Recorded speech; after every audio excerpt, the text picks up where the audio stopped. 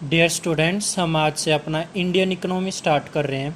Chapter first, और chapter first का name है Indian economy at the eve of independence. It means Bharat देश कैसा था आज़ादी के टाइम। मीन्स आज़ादी के तुरंत बाद भारत की जो कंडीशन थी वो बतानी है। इसमें हम ये बताएंगे कि आज़ादी से पहले भारत का एग्रीकल्चर सेक्टर कैसा था, इंडस्ट्रियल सेक्टर कैसा था, और डेमोग्राफिक सेक्टर कैसा था, फॉरेन ट्रेड कैसा था, ये सारी चीज़ें बताएंगे। चैप्टर स्टार्ट करने से पहले मैं आपको थोड़ा सा बेसिक बैकग्राउंड तैयार कर देते हैं। हम पहले वो पढ़ लेते हैं। देखो एक बार क्या हुआ था। देखो, भारत में ना नेचुरल रिसोर्सेज बहुत थे, प्राकृतिक संसाधन जिनको बोलते हैं। एग्जाम्पल, भारत में फॉरेस्ट, पहाड़, नदियाँ, कोयला, पेट्रोल, इन चीज़ों की बहुत इनफ मात्रा थी। काफ़ी थे हमारे पास। तो अंग्रेज जब हमारे यहाँ पर आए, उन्होंने देखा यार भारत में तो सब कुछ है, नेचुरल रिसोर्सेज का भंडार है। एक तरह से भारत को उस टाइम को सोने की चिड़िया बोलते थे। तो अंग्रेज़ों ने सोच लिया कि इस देश को तो लूटना है और गुलाम बनाना है।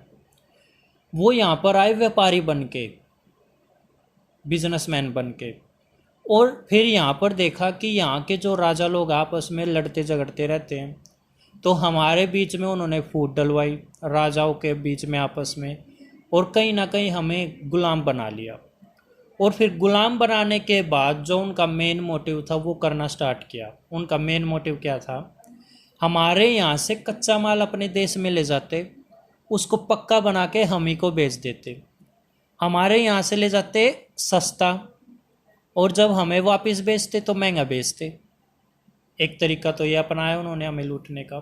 और भी बहुत सारे तरीके अपनाए, वो क्या आएंगे सारा पढ़ेंगे बेटा हम। अभी देखो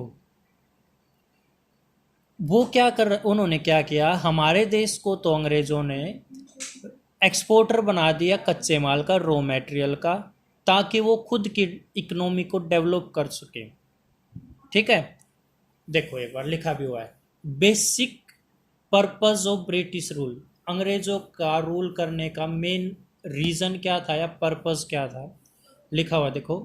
the main purpose of British rule in India was to use Indian economy as an exporter of raw material. Main purpose क्या था ब्रिटिश रूल का?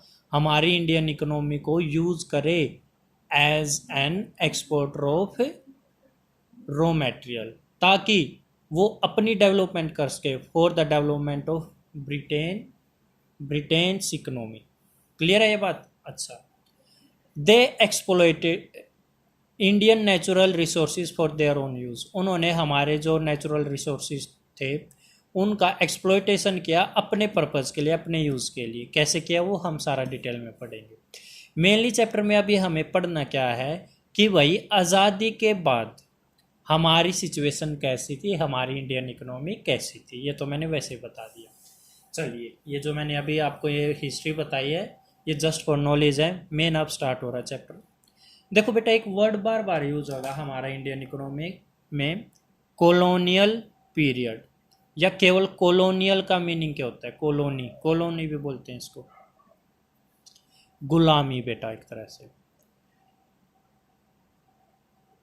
देखो अब इंडियन इकोनॉमी बिफोर गुलामी मीन्स गुलामी के टाइम से पहले इंडियन इकोनॉमी कैसी थी, पहले वो समझ लो बेटा।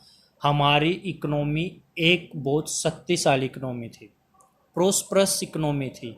हम सेल्फ डिपेंडेंट थे, हमें किसी पे डिपेंड ही नहीं होना पड़ता था किसी भी चीज़ के लिए, क्योंकि हमारे पास नेचुरल रिसोर्सेज का भंडार था। ठीक है, हम क्या थे? प्रोस्परस। प्रोस्परस का मतलब होता है समृद्ध, मीन्स जिसके पास सब कुछ हो, अमीर एक तरह से। सेल्फ डिपेंडेंट थे हम। एग्रीकल्चर पे ज़्यादा, मतलब हम खेती बहुत करते थे, तो हमारी इकोनॉमी कृषि पे ज़्यादा डिपेंडेंट थी उस टाइम भी। और हम बेटा हैंडीक्राफ्ट के लिए, मीन्स हाथों से बनी चीज़ों के लिए बहुत फेमस थे। एशिया और यूरोप में हम बहुत फेमस थे। हमारे देश का बना हुआ हाथों से माल एशिया यूरोप में बहुत ज़्यादा ट्रेड होता था। हम हाथों से ऐसी चादर वगैरह बना देते थे जिसको आप एक रिंग, देखो एक रिंग कितनी छोटी सी होती है, उसमें से भी उस चादर के कपड़े को आर पार निकाल सकते थे। इतनी अच्छी क्वालिटी का रेशम का कपड़ा या चादर बनाते थे। बहुत फेमस थे बेटा हम उन चीज़ों के लिए, हाथों से बनी चीज़ों के लिए।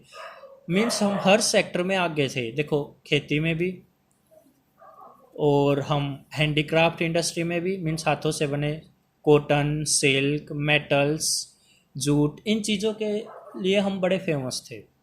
तो वही अंग्रेज़ों ने देखा यार ये जिन चीज़ों में ज़्यादा समृद्ध है ना या प्रोस्परस है, मीन्स जिन चीज़ों में ये आ गया पहले, उन्हीं चीज़ों में इनको पीछे लेके आओ ताकि ये हमारे ऊपर क्या हो जाए, डिपेंडेंट हो जाए।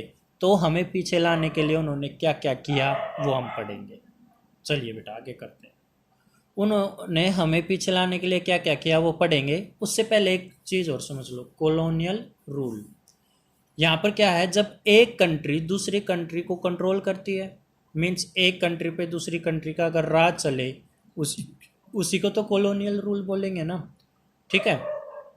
और जो कंट्री गुलाम है उसको कॉलोनी बोलेंगे। पढ़ते हैं बेटा क्या लिखा हुआ। When one country is under the rule of another country, the country which control is known as ruler country. जो कंट्री कंट्रोल कर रही है, मीन जिसके अंदर काम कर रही है दूसरी कंट्री, उसको ruler. And the country which is being ruled, जो कंट्री रूल की जा रही है, मीन जिसके ऊपर राज किया जा रहा है, उसको क्या बोलेंगे, कॉलोनी। ठीक है बेटा। अब इस चैप्टर को हमने पढ़ना कैसे है मैं आपको वो बता दूं।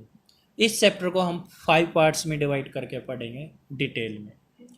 देखो कैसे पढ़ेंगे भाई। देखो किसी भी देश की डेवलपमेंट कितनी है या कितना वो देश डेवलप है वो कैसे चेक किया जाता है। पहले चेक किया जाता है उसमें एग्रीकल्चर सेक्टर कितना अच्छे से काम कर रहा है, इंफ्रास्ट्रक्चर कैसा है उस देश का, फॉरेन ट्रेड कितना करता वो देश, उस देश में कंपनीज मीन्स इंडस्ट्रियल सेक्टर कैसा है, डेमोग्राफिक एंड ऑक्यूपेशंस क्या करते हैं, ज़्यादातर लोग काम क्या करते हैं। ये चीज़ें मिलाकर आप किसी भी देश की प्रोग्रेस को देख सकते हो, वो प्रोग्रेस कर रहा है या नहीं। और छोटे लेवल पे आके समझो बेटा, आप अमीर हो या नहीं कैसे चेक होगा। देखो आपके पास खेत है तो आप अमीर, बहुत सारे खेत हैं मान लो, एग्रीकल्चर सेक्टर आपके पास, आपकी बेटा कोई फैक्ट्री या कंपनी भी है, और उस फैक्ट्री या कंपनी में आप प्रोडक्ट बना के बेचते हो भी हो, मीन्स ट्रेड करते हो। क्लियर है। तो अगर मैं इन चीज़ों को देखूं, इन सब को मिला दूं, तो आपको अमीर माना जाएगा।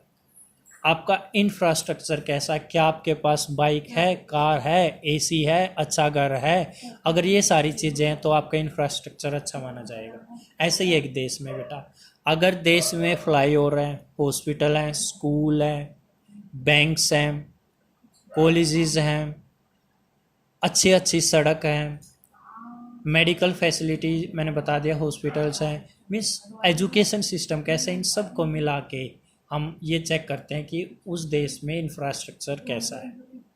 तो मैं इनको डिटेल में पढ़ाऊंगा आपको एक एक को, और ये बताऊंगा आज़ादी के टाइम ये सेक्टर कैसे थे और अब कैसे हो चुके हैं। बस ये पढ़ना हमने, पूरी इंडियन इकोनॉमी में पढ़ना ये है कि भाई पहले हम कैसे थे, आज़ादी से पहले हम बहुत सही थे, बहुत समृद्ध थे, प्रोस्परस इकोनॉमी थी हमारी।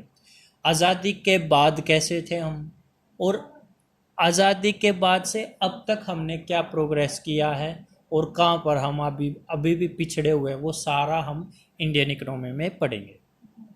तो मैं सबसे पहले आपको एग्रीकल्चर सेक्टर पढ़ाऊंगा डिटेल में, ठीक है। चलो अच्छा, ये याद कैसे रहेंगे सर, 1 2 3 4 5 6 हो गए, तो 6 सेक्टर हैं, इनको याद कैसे करेंगे। तो इसके लिए बेटा मैंने कोशिश की एक शॉर्ट फॉर्म बनाने की। देखो आपको याद करना होगा, आपको याद करना है इफ़ आई कैन डू। आप इस इफ़ आई कैन डू को ऐसे लिख लो, इफ़ आई कैन डू, ऐसे लिख लो, ठीक है। अब देखो इफ आई कैन डू ये लिखा मैंने, इस आई का मतलब है इंडस्ट्रियल सेक्टर। देखो बेटा ये लिखा हुआ मैंने, इस आई का मतलब तो क्या है, इंडस्ट्रियल सेक्टर। फिर क्या है एफ, एफ का मीनिंग है फॉरेन ट्रेड। फिर से आई आ गया, इसका मतलब है इंफ्रास्ट्रक्चरल सेक्टर, इंफ्रास्ट्रक्चर सेक्टर।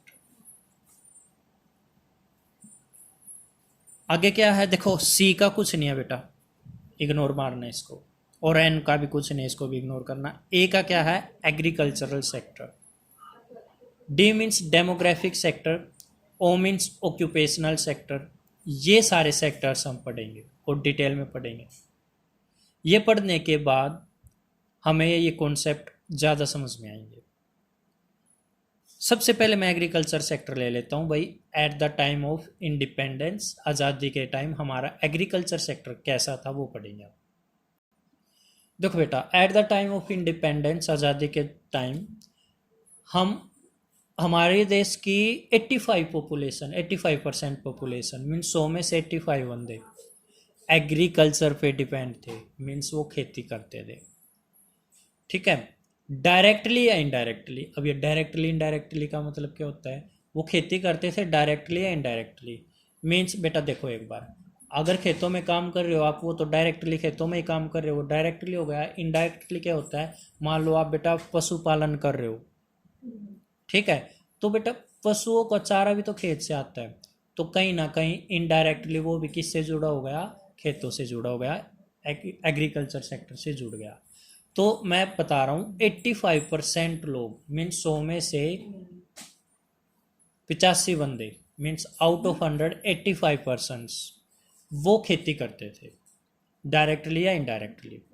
ठीक है, तो बेटा जब इतने सारे लोग काम करते हैं, केवल खेती करते हैं, मीन्स 100 में से आउट ऑफ 100 अगर 85 बंदे खेती कर रहे हैं, तो वही वहाँ से इनकम भी ज़्यादा होनी चाहिए, बट ऐसा कुछ नहीं था।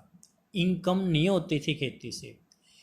क्यों क्यों नहीं होती थी, अभी रीजन सारे बताऊँ आपको। तो देखो क्या लिखा हुआ, आप देखो, nearly 85% of population live in village and earn there livelihood directly और इनडायरेक्टली फ्रॉम द एग्रीकल्चर। क्या बोल रहे हैं, 85% लोग खेती गांव में रहते थे और अपना जीवन डायरेक्टली इनडायरेक्टली किससे जीतते थे, वो एग्रीकल्चर से। although approx 85% population was dependent on agriculture, हालांकि लगभग 85% पॉपुलेशन एग्रीकल्चर पे डिपेंड थी, but agriculture sector was not develop. But agriculture sector ज़्यादा डेवलप नहीं था और वो ज़्यादा इनकम भी नहीं देता था। क्या रीज़न थे सर इसके, reason of stagnation in agriculture. Stagnation का मीनिंग समझ लो एक बार। स्टैग्नेशन मीन होता है which is not doing any progress, means जो प्रोग्रेस या तो कर ही नहीं रहा है, प्रोग्रेस कर नहीं रहा है, और अगर कर रहा है तो बहुत धीरे कर रहा है। Either not doing any progress, and if it is doing progress then the process of progressing is very slow. ठीक है, वो होता है स्टेगनेशन। हिंदी में बताऊं तो इसका मीनिंग होता है स्थिर, रुका हुआ। तो एग्रीकल्चर सेक्टर वही रुका हुआ क्यों था, इसमें प्रोग्रेस क्यों नहीं हो रहे थे, इसके बहुत सारे रीज़न थे। देखो क्या क्या रीज़न थे, 1 2 3 और एक 4 रीज़न थे मेनली। एक लैंड सेटलमेंट सिस्टम, एक ये था, क्या था सर अभी बताऊंगा। एक कमर्शियलाइजेशन ऑफ एग्रीकल्चर, ये क्या था बताऊंगा। Low level of production, productivity, ये भी है, ये बताऊंगा। और एक था स्कैरसिटी ऑफ इन्वेस्टमेंट। ये क्या है बेटा, डिटेल में मैंने लिखे हुए हैं, अभी बता रहा हूँ। देखिए बेटा, पहला क्या है, लैंड सेटलमेंट सिस्टम। पता है क्या लैंड सेटलमेंट सिस्टम में क्या होता था, देखो मान लो बेटा ये है किसान, ये है अंग्रेज। उस टाइम पे क्या करते थे, ये अंग्रेज इनको, किसानों को खेती करने के लिए बोलते थे, और इनके बीच में जमींदार लोग होते थे।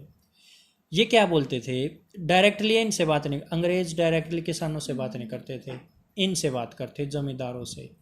और इनसे बोलते थे भाई इन किसानों से खेती कराओ और इनसे लगान ले लो, लगान मीन टैक्स ले लो खेती करने पे, कुछ पोर्शन हमें दे दो, उनसे टैक्स जो लिया आपने, और कुछ खुद तो रख लो।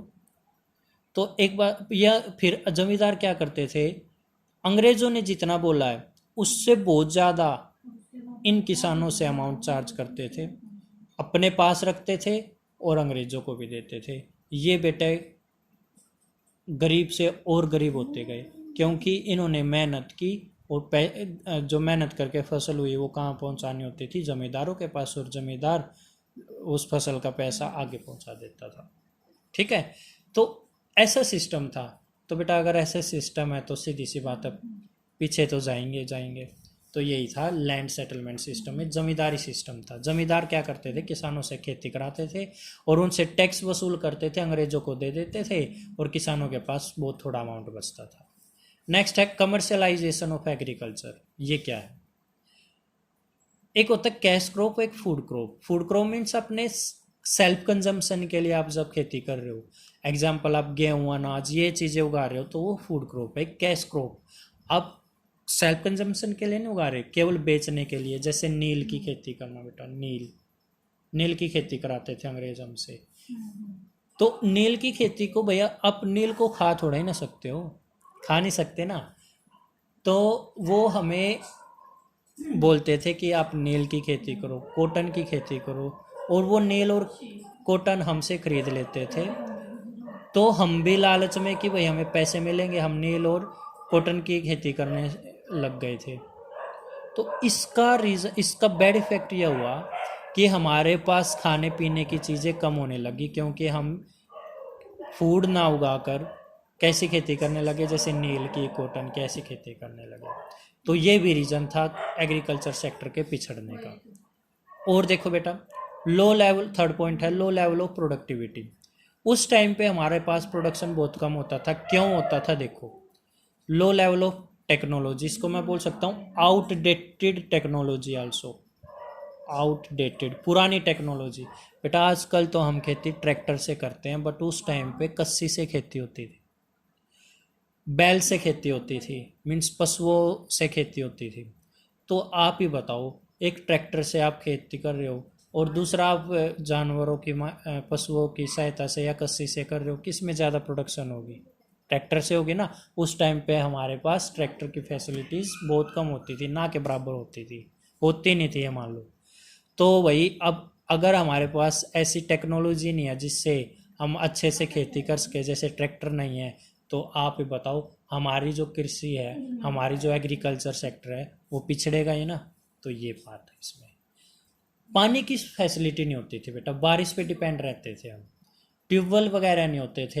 नहरों में पानी आता था तो मिल जाता था फसलों को, अगर नहरों में पानी नहीं आया तो भाई फसल भी सूख जाती थी। यही है, तो लैक ऑफ इरिगेशन फैसिलिटी में यही है कि पानी की सुविधा नहीं। भाई पानी की सुविधा नहीं है तो फिर से हमारी खेती पिछड़ेगी। एक ये रीजन था। फर्टिलाइजर्स वो चीज़ें होती हैं जिनसे आप खेती और ज़्यादा कर सकते हो, अच्छी खेती कर सकते हो। उस टाइम पे इनका यूज़ ना के बराबर होता था। एक ये रीज़न था हमारी कृषि का पिछड़ा हुआ होने का। नेक्स्ट है scarcity of investment. Scarcity mean होता है कमी। इन्वेस्टमेंट बेटा देखो, एग्रीकल्चर सेक्टर से जो इनकम होती थी ना, अंग्रेज क्या करते थे, उसको एग्रीकल्चर सेक्टर के डेवलपमेंट के लिए यूज़ नहीं करते थे, बल्कि अपने ऑफिशियल यूज़ के लिए उस पैसे को यूज़ करते थे, या एडमिनिस्ट्रेशन पर्पज़ के लिए। मीन्स जो पैसा अगर एग्रीकल्चर सेक्टर से आया है, कुछ पैसा उसमें से एग्रीकल्चर सेक्टर पे लगना चाहिए ना, बट वो नहीं लगाते थे, वो अपने पर्पज़ के लिए यूज़ करते थे उस पैसे को। एक ये रीज़न था हमारे पिछड़ने का। देखो, most of the revenue of agriculture was use for their official और administrative purpose, not for betterment of agriculture sector. आपको एक बात और बता दो बेटा, जब भारत आज़ाद हुआ तो आपको पता है भारत के दो टुकड़े हुए थे, एक भारत और एक पाकिस्तान। तो बेटा पाकिस्तान के पास उपजाऊ शक्ति चली गई थी, मीन्स जो उपजाऊ ज़मीन थी ना हमारी, वो पाकिस्तान के पास चली गई थी। मीन्स जिस ज़मीन पे ज़्यादा प्रोडक्शन होती है वो तो पाकिस्तान के पास चली गई थी। तो आप ही बताओ, आज़ादी के बाद जब ज़्यादा ऐसी ज़मीन जिसमें ज़्यादा प्रोडक्शन होती है पाकिस्तान के पास चली गई, तो हम तो भाई पिछड़ेंगे ही पिछड़ेंगे। तो ये कुछ रीजंस थे एग्रीकल्चर सेक्टर के पिछड़ने के। समझ गए आप ये? ठीक है, तो हम क्या पढ़ रहे हैं बेटा, Indian economy at the eve of independence. और इसमें हम 6 सेक्टर पढ़ेंगे। कौन कौन से सेक्टर पढ़ेंगे? देखो, ये लिखे भी हुए हैं। Agriculture, industrial sector, foreign trade, infrastructure, agriculture, demographic and ये। तो बेटा हमने आज ये पढ़ा है एग्रीकल्चरल सेक्टर। क्या रीज़न थे इसके पिछड़ने के? हमने मेनली अपने 4 रीज़न देखे हैं। कौन कौन से थे देखना एक बार। लैंड सेटलमेंट सिस्टम, जमींदार। बेटा अंग्रेजों के और किसानों के बीच में जमींदार होते थे जो किसानों से बहुत सारा फसल का हिस्सा चार्ज ले लेते थे। कमर्शलाइजेशन ऑफ एग्रीकल्चर, अपने खाने पीने की चीज़ें कम, हम ऐसी फसल करते थे जिनसे हमें पैसा तुरंत मिल जाता, जैसे नील की खेती करते थे हम, या कॉटन की खेती करते थे। लो लेवल ऑफ प्रोडक्टिविटी में वही टेक्नोलॉजी पुरानी यूज़ करते थे, पानी की सुविधा नहीं थी, और बीज वगैरह फर्टिलाइजर्स वगैरह भी अच्छे यूज़ नहीं करते थे हम। और जो पैसा आता था एग्रीकल्चर सेक्टर से वो एग्रीकल्चर के डेवलपमेंट के लिए नहीं लगता था, अंग्रेजों के खुद के यूज़ के लिए वो यूज़ कर लेते थे। कि ये कुछ रीज़न थे जिससे हमारी खेती पिछड़ी रह गई, मतलब स्टेगनेशन मीन्स वो स्थिर रह गई, प्रोग्रेस नहीं कर पाई। क्लियर है? नेक्स्ट क्लास में नेक्स्ट कंटिन्यू करेंगे। आज के लिए इतने बेटा, थैंक यू।